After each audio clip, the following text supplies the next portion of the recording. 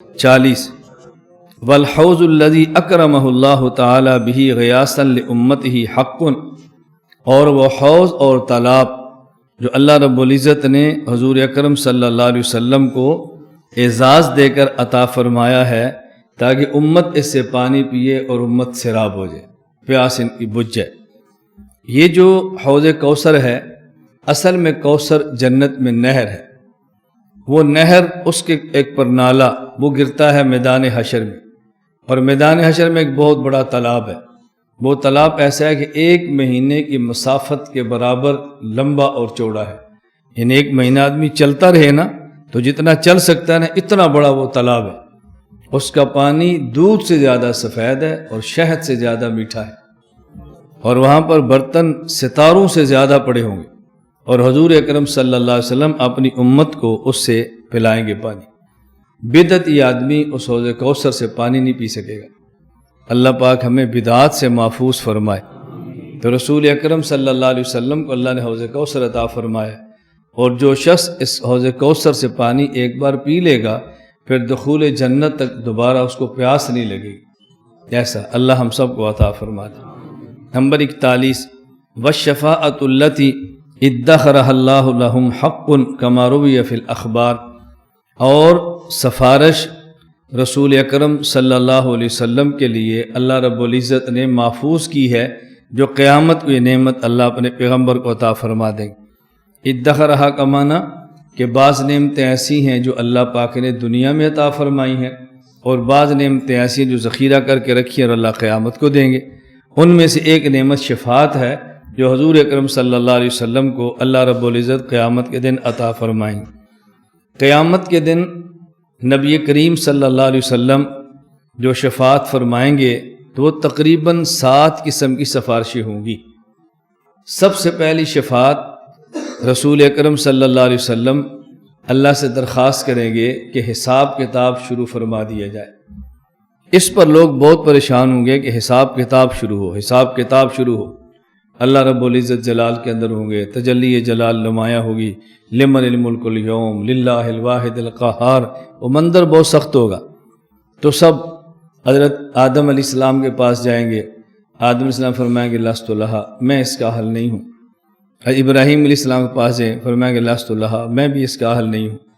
حضرت موسیٰ کے پاس جائیں گے، فرمائیں گے لست لہا، میں بھی اس کا حل نہیں ہوں۔ حضرت عیسیٰ کے بعد فرمائیں گے لست لہا، میں بھی اس کا حل نہیں ہوں۔ پھر سارے جمع ہو کے حضور اکرم صلی اللہ علیہ وسلم کے پاس جائیں گے، اللہ کے نبی فرمائیں گے ہاں میں اللہ سے اس کی درخواست کرتا ہوں۔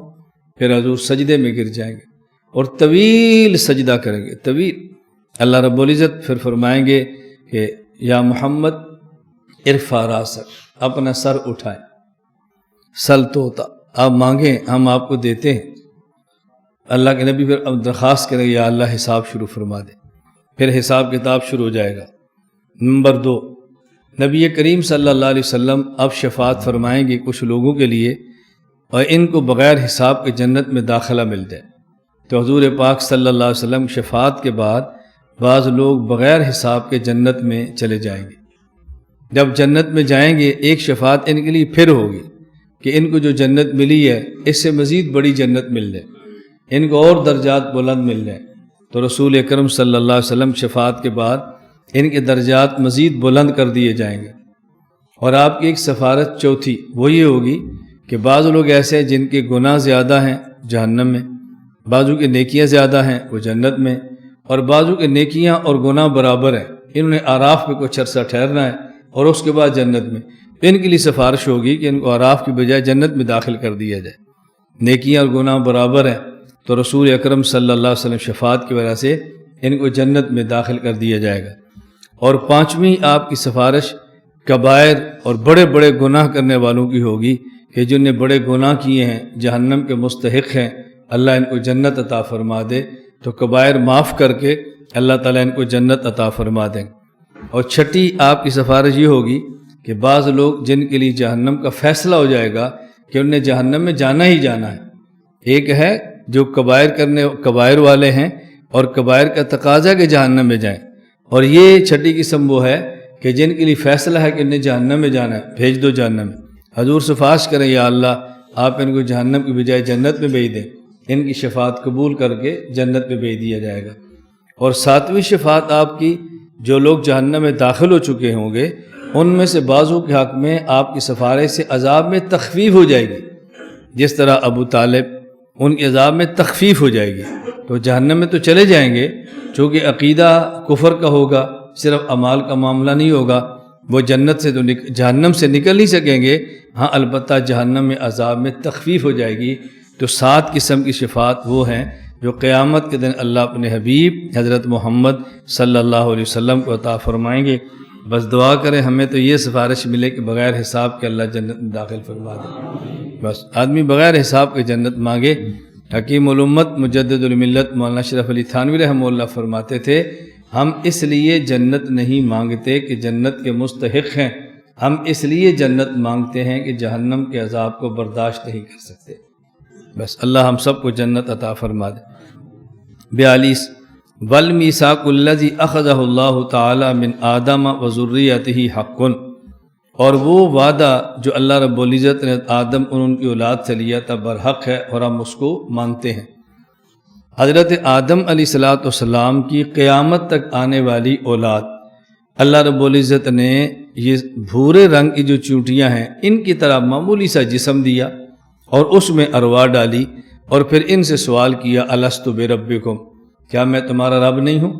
تو تمام نے، جن نے دنیا میں ایمان لانا تھا یا کفر کرنا تھا، تمام کے تمام نے وہاں پر وعدہ کیا بلا، کیوں نہیں، آپ ہمارے رب ہیں۔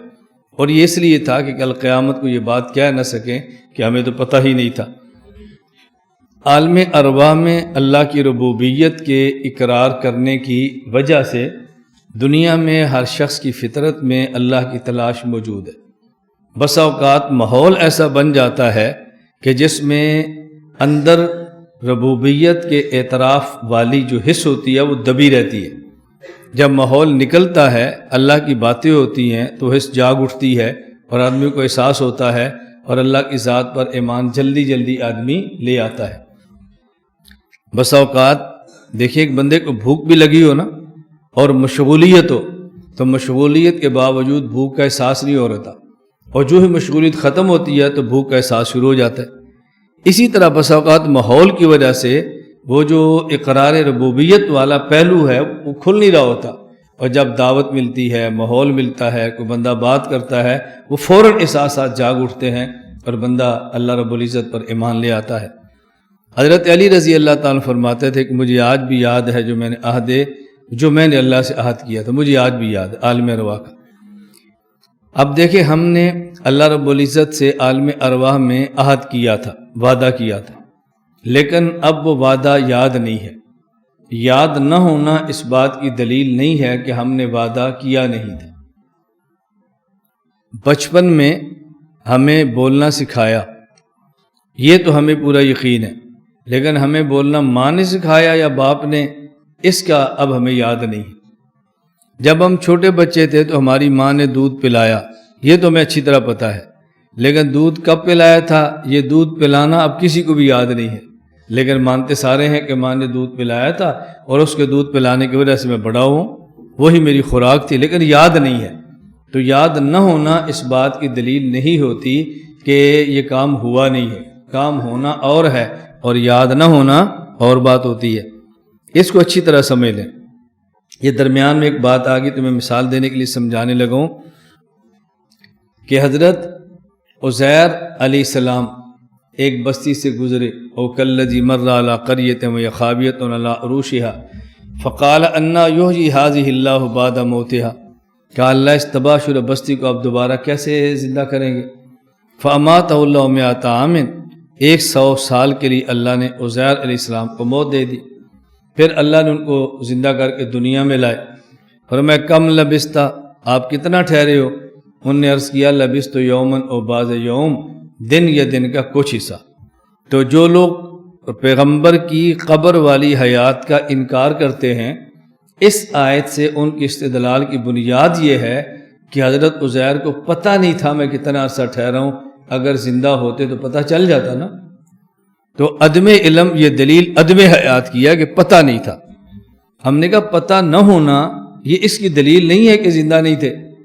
اصحاب کہف قرآن کریم میں وَتَحْسَبُهُمْ أَيْقَاظًا وَهُمْ رُقُودٌ، اصحاب کہف زندہ تھے بس جاگ نہیں رہے، سو رہے تھے۔ جب وہ اٹھے تو پوچھا کم لبثتم، کتنا عرصہ ٹھہرے ہو؟ کہا لبثنا یوما او بعض یوم، دن یا دن کا کچھ حصہ۔ اب ان کو یہ نہیں پتا کہ ہم کتنا عرصہ ٹھہرے ہیں، تو کیا یہ عدم علم دلیل عدم حیات کی ہے؟ عدم حیات کی دلیل ہے۔ دیکھیں آپ دوپہر کو سوتے ہیں، سو کر اٹھ جاتے ہیں، تو ہم پوچھتے ہیں آپ کتنا سوئے ہو؟ کہا جی 2 گھنٹے۔ آپ کو تو پتہ ہے۔ ان سے پوچھا کتنا سوئے ہو؟ کہتے ہیں دن، یہ دن کا بعض حصہ پتہ نہیں چلا۔ اور قرآن کہتا ہے وہ سوئے کتنے تھے؟ وَلَبِثُوا فِي كَهْفِهِمْ 300 سنین وَازْدَادُوا 9، وہ تو 309 سال سوئے ہیں۔ کہتے ہیں پتہ نہیں۔ تو کوئی کہہ سکتا ہے کہ وہ زندہ نہیں تھے؟ یوم یجمع اللہ رسلہ فیقول ماذا اجبتم قالوا لا علم لنا، تمہیں تمہاری قوم نے کیا جواب دیا تھا؟ کہ اللہ آپ عالم الغیب ہے، ہمیں تو اب یاد نہیں ہے۔ تو آپ یہ کہو گے کہ انبیاء دنیا میں زندہ ہی نہیں، چونکہ ان کو پتہ نہیں تھا، بھول گئے ہیں۔ تو عدم علم عدم حیات پر دلیل کیسے ہو سکتی ہے؟ میں صرف آپ کو درمیان میں ایسی بات لا کر احساس دلانا چاہتا ہوں کہ کس قدر بوگس اور کچے اور ناقص دلائل ہیں، اور عقائد کو تباہ کرنے کے لیے دیے جا رہے ہیں، اور قرآن کی تفسیر پر دیے جا رہے ہیں۔ اور ہم بھی کیسے سادے لوگ ہیں جو اتنی جلدی مانتے ہیں جی قرآن ان کا ساتھ دے رہا ہے۔ کیسے قرآن ان کا ساتھ دے رہا ہے؟ نہ عقل ساتھ دے رہی ہے نہ قرآن ساتھ دے رہا ہے، لیکن پھر بھی لوگ مصر ہیں جی قرآن ساتھ دے رہا ہے۔ اور بعض باتوں پر مجھے بہت تعجب ہوتا ہے، انہی معاملات پر مجھے بہت تعجب ہوتا ہے۔